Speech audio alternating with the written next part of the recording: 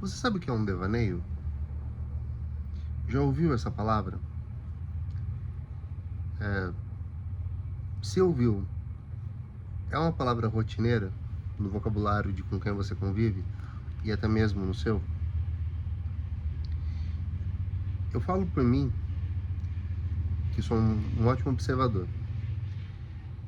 Eu uso essa palavra só comigo mesmo. Quando alguém me observa em processo de devaneio, eu falo, nossa, né? Me perdi aqui nos meus pensamentos. Mas não é me perdesse em seus pensamentos. Devaneio é parte da nossa natureza. Ela representa um momento de conexão da nossa mente consciente com algo que está mais profundo nela. Vou dar alguns exemplos. Você está desenvolvendo uma atividade do seu trabalho, do seu estudo, resolvendo um problema de física, atendendo a um cliente, numa sala de espera de dentista, e súbito vem algo que te atravessa. Uma lembrança que não tem nada a ver com aquele lugar, né? Ou com o que você faz. Acreditem, né? Não é o acaso, é a mente humana funcionando. E por que eu quero falar disso? Porque isso e o trabalho de um livro, o trabalho de tentar explicar como um poema, um conto, um romance, uma peça de teatro, podem ser edificantes, tem tudo a ver com a capacidade de devanear. E de que leitor vocês são?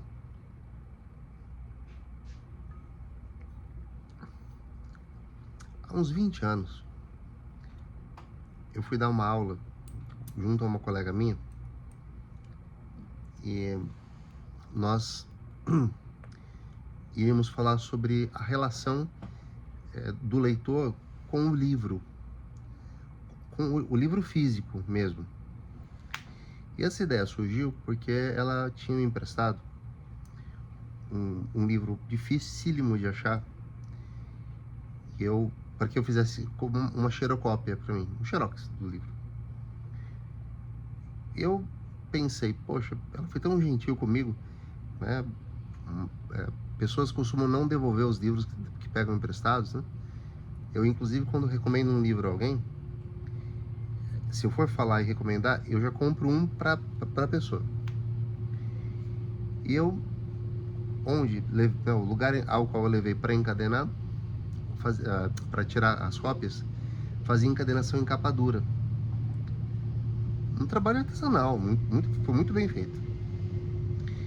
E ela me entregou o livro numa segunda-feira que nós trabalhávamos juntos. Na segunda seguinte eu entreguei para ela o volume encadenado. Aí ela me olhou com uma tristeza, sabe? Tristeza.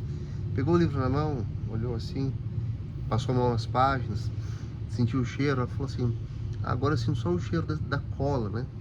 Ele é costurado, mas é colado. E eu fiquei, sabe, sem saber o que dizer. Ela estava desolada. Aí ela disse que o livro, para ela, tem uma história com ela.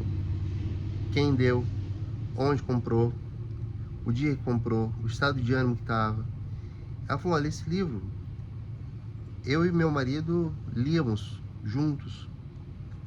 Depois, quando nos separamos, foi uma luta, né? Quem vai ficar com esse livro? E leva para a sala de aula para ler um trecho para os alunos, leva para o quarto para ler um pouco antes de dormir. E aí o livro foi se destrambelhando, desmontando. E ela falou: eu coloquei nesse saquinho grosso, de plástico grosso, porque por uma coisa na minha cabeça eu pensei: não, eu não vou jogar o saquinho fora. Devolvi no saquinho. E aí ela falou: essa história se perdeu. Eu disse: não, não se perdeu. Eu falei: se você me permite. Eu achei que eu corri o risco de ser muito grosseiro. Se você me permite, eu peguei aquela capa de couro e arranquei o livro dela. Falei, olha, não é birra minha, mas a sua história me comoveu. Eu sou cuidadoso com os meus livros, mas bagunça não é descuido, tá? Fique tranquilo, fiquem cientes disso, não me acusem. Mas quando eles ficam assim, sabe, cai a capa, eu mando arrumar. E aí esse acontecido virou razão para a gente brincar, né? Que ela era uma leitora carnal de devorar mesmo o livro, né? E eu um leitor cortês, que amava, né, os livros e os respeitava, a ponto de ver um livro sem capa e mandar pôr uma capa nele. E eu falei de devaneio para mostrar uma coisa, né? Existe uma diferença entre passar os olhos pelas páginas e às vezes se perder na leitura e fazer uma leitura. Livros de ficção, em geral, quando nós os lemos por razões recreativas, não há o que anotar, né? Mas eu falei de devaneio por conta desse livro aqui. A Poética do Devaneio, do Gaston Bachelard. E vou mostrar um pouquinho, né, de como eu leio os meus livros. Anotações. E o livro é lido do começo até o fim.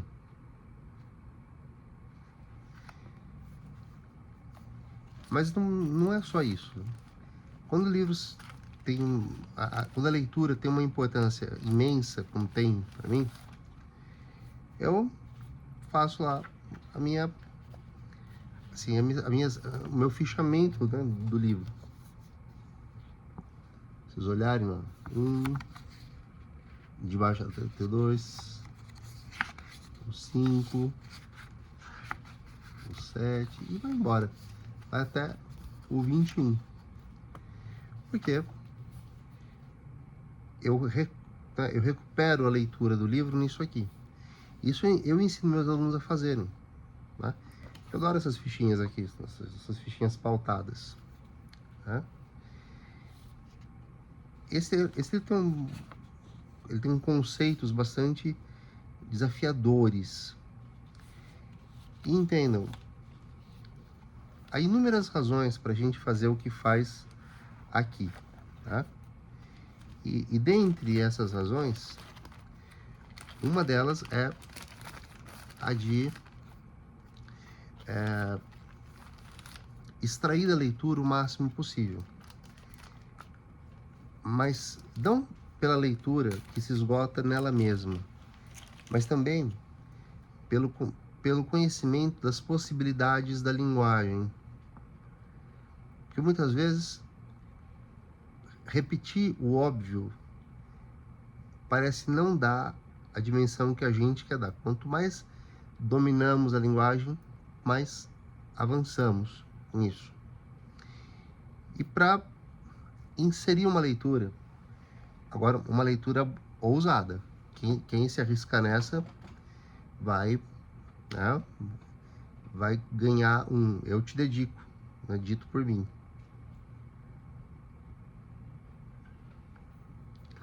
Eu amo Guimarães Rosa, como amo Machado de Assis, Clarice Lispector. São autores cuja obra eu devorei intensamente essa altura da vida, né, já algumas vezes. E Guimarães Rosa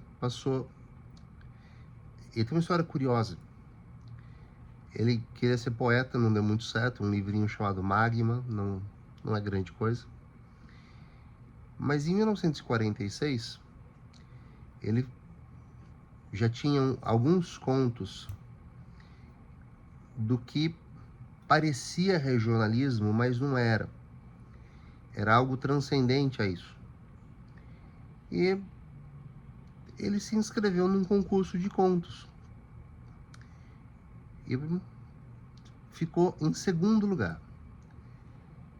Na banca examinadora, né, dos jurados, estava Graciliano Ramos, que foi voto vencido, né, porque ele disse que aquilo não era regionalismo. Os outros jurados concordavam que eram histórias muito bem escritas, muito bem elaboradas, uma linguagem que foi lapidada, né? Alguém muito especial tinha escrito aquilo. Na verdade, eu teria que falar, tinha escrevido, porque o verbo ter pede o particípio regular. Mas enfim, vocês me perdoam um deslize ou outro. É porque eu confesso. Sou réu e confesso quando cometo um deslize gramatical. E o Graciliano Ramos, de Vida Seca, São Bernardo, falou, não, gente, não é regionalismo. Porque os jurados achavam que o regionalismo era uma tendência cansada, né? Ali por volta de 45, 46. 15 anos de um monte de escritores fazendo isso. Mas não era regionalismo. Era uma literatura absolutamente transfiguradora, que via no sertão microcosmo do mundo e tratava das grandes questões que desde sempre tocam o coração humano. Amo, não amo, é do bem, é do mal, é fácil, é difícil, Deus existe, não existe, Deus existe, o diabo existe também. Esse constante deslizamento que é a nossa vida. A gente está feliz num dia, no outro pode não estar. Né? E não necessariamente somos bipolares, não necessariamente temos transtorno, né? Borderline ou o que quer que seja.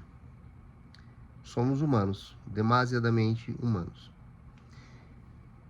Guimarães Rosa publicou esse livro, chamado Sagarana, e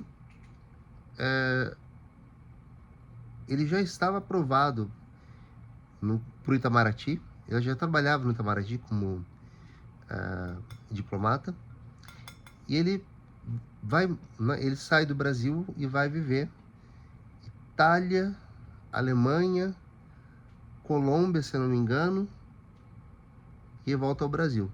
Posso estar enganado nessa trajetória. Ele volta em 1956, 10 anos depois. E volta com praticamente pronta a obra monumental da literatura brasileira e uma das 10 monumentais da história do século XX no mundo todo, que se chama Grande Sertão Veredas. Eu vou precisar de muitos vídeos curtos para falar de Grande Sertão Veredas. E uma outra obra chamada Corpo de Baile, composta por 3 partes.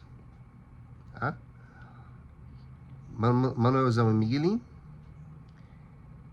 no Urubuquaquá, no Pinhém, Noites no Sertão, que foram publicados originalmente em 2 volumes, hoje são separados em 3. E me interessa um que se chama Recado do Morro. Por que me interessa? Porque a linguagem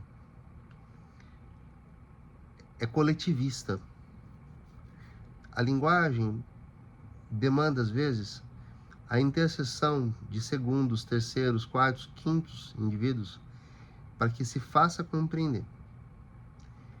Na história, há um fazendeiro que recebe um alemão estudioso que quer conhecer a geografia do local, os caminhos, a terra. E o fazendeiro, então, reúne um grupo dos seus vaqueiros, entre eles Pedro Orósio. Aí tinha o Saturnino, Marciano, e acreditem, são nomes usuais no sertão. E eles são referência aos planetas mesmo. Todos os homens, além de Pedro Orósio, que é o herói da história, todos eles tinham esses nomes de referentes a planetas. Eles começam então uma jornada, mas imaginem uma geografia assim, tá? Vou usar só a capa do livro, né? Imaginem assim, a fazenda tá aqui, certo? E eles querem chegar aqui. Só que aqui não tem jeito de passar. Tem uma formação né, geográfica, geológica, geodésica, sei lá. Então eles têm que fazer um contorno, uma volta para chegar aqui. Nessa caminhada, pensemos como uma jornada mesmo, em que o herói Pedro Orozio, um homem assim, um gigante, um monumento forte, né? Pedro, pedra, fincado no chão. Lembra? Pedro, tu és a rocha na qual erguerei minha igreja, né? Tempos bíblicos. Bom, eles começam a jornada. De início, eles encontram um velho, já caduco, e ninguém entendia nada do que esse velho falava. Mas não era bom deixá-lo ali. Ele ia morrer ali, estava totalmente abandonado. Pega o bota na jornada. Aí anda mais um pouco. Numa fazenda eles encontram um bobo. Uma criança especial, vai. Tá? O livro vai usando o bobado, o abestalhado, coisas de época.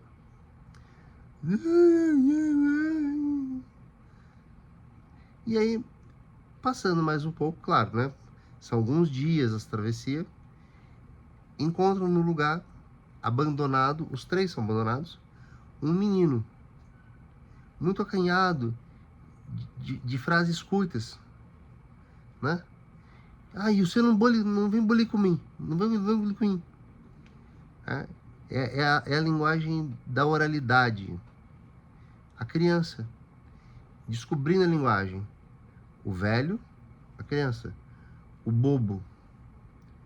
3 instâncias com linguagens distintas.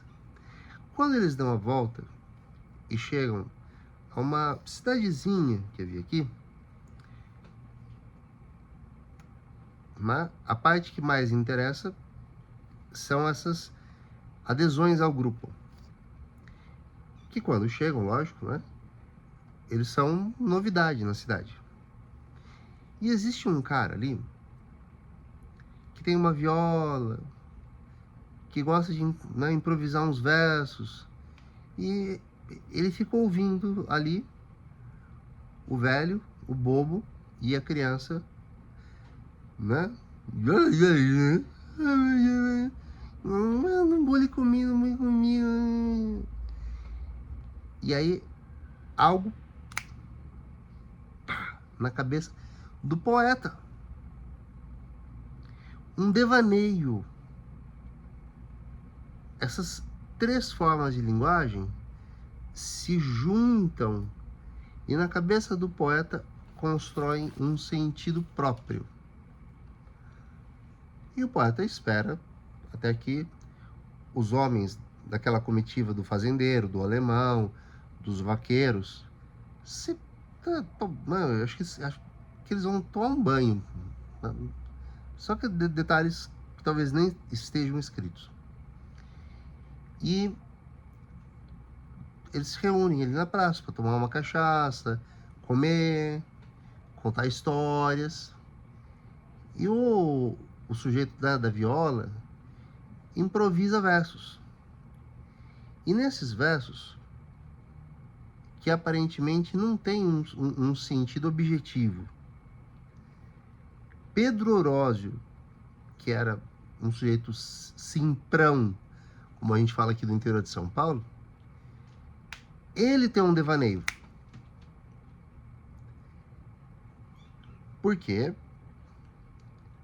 ele desconfiava já que aqueles homens, Saturnino, Marciano, Vespusiano, não gostavam dele. Porque ele tinha meio que não seduzido porque quis seduzir, mas a A mocinha, por quem o Saturnino era interessado, acabou se interessando não por Saturnino, mas pelo Pedro Orozio. E o Pedro Orozio não deixou passar. Acabou se relacionando com a moça. Não era, né, traição, a moça era solteira. Né? Então ele tinha uma intuição. Mas eis que na cabeça dele, não, de Simprão, o tempo todo o morro quis mandar um recado para ele, que era: ó, fica alerta, você está em risco. E aí ele entendeu que a aparição do velho, do bobo e do menino foram o jeito que o morro deu de mandar um recado. Aí a gente está no campo da metafísica. Mandar um recado: Pedro Orozio, te cuida. Naquela mesma noite, ele saiu sabendo que estava sendo observado pelos tais vaqueiros, com nomes de planetas. E ele foi para um lugar, uma espécie de clareira, tirou as botinas, ele fincou bem os seus pés no chão, né? Estabelecendo o que a gente chama de conexão telúrica. É a conexão de algo com o solo. E ele ficou plantado ali, com os dois pés firmes no chão. Ele é cercado por homens que vão matá-lo, que querem matá-lo pelo menos. Mas isso não acontece.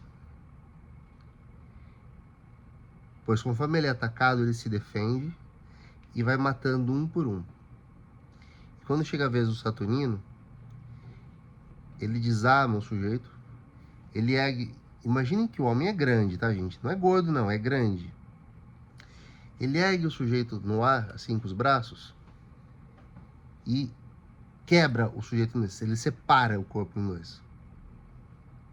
Tamanha é a força que a linguagem insuflou nele junto com a terra.